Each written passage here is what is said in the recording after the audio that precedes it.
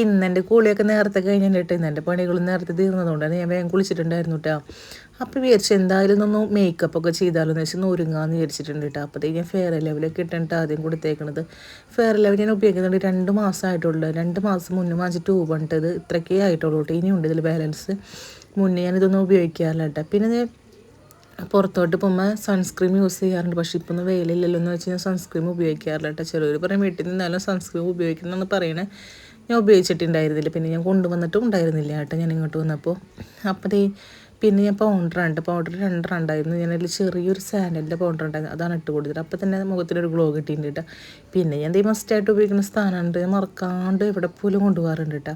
Eyebrow pencil 2 shade ഉണ്ട്, ലൈറ്റും ഉണ്ട് ഡാർക്കും ഉണ്ട് കേട്ടോ.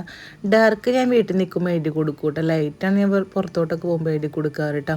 അതുകൊണ്ട് തന്നെ എൻ്റെ പുരികം നല്ല കട്ടിയുള്ളതായിട്ട് തോന്നിക്കുകയും ചെയ്യും.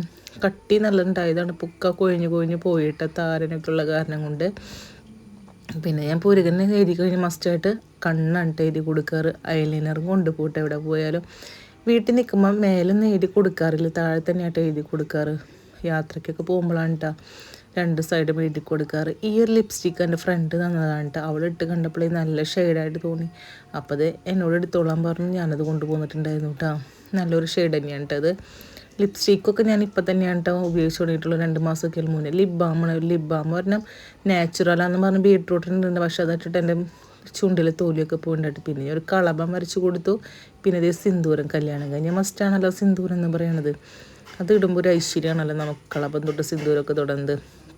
പിന്നെ ഇത് നമ്മുടെ ഹെയറിൻ്റെ കാര്യമൊന്നും പറയണ്ട കേട്ടോ. ഹെയർ ഞാൻ നോക്കാറേ ഇല്ല, ജസ്റ്റ് ഒന്ന് ചീർപ്പെടുത്തൊരു വാച്ചിലിടും, അത്രേ ഉള്ളൂ. പിന്നെ ഞാൻ കൈ കൊണ്ട് തന്നെ ഉണ്ട്. നമ്മൾ എന്ത് കാര്യം തലയിൽ കൈ കൊണ്ട് തൊട്ടാലും നമുക്കൊരു മസാജ് പോലെ കിട്ടുമ്പോൾ സുഖം ഉണ്ടാവുള്ളൂ. ചീർപ്പ് വയ്ക്കുമ്പോൾ സുഖം ഉണ്ടാവില്ലല്ലോ. ഞാനത് കൂടെ തന്നെ ചീർപ്പുകൊണ്ട് പിന്നെ ഇതേപോലെയൊക്കെ ഹെയർ സ്റ്റൈലാക്കി. പണ്ട് അമ്മമാരൊക്കെ കെട്ടില്ല, അമ്മമാരൊക്കെ കുഴിമടിച്ചിലൊക്കെ എനിക്ക് ഭയങ്കര ഇഷ്ടമാണ് കേട്ടോ അത്.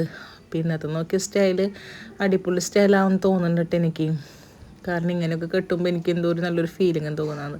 അപ്പോൾ ഇന്നത്തെ വിശേഷം ഇത്രയേ ഉള്ളൂ. എല്ലാവർക്കും ഇവിടെ ഇഷ്ടപ്പെട്ടെങ്കിൽ സബ്സ്ക്രൈബ് ചെയ്യണേ.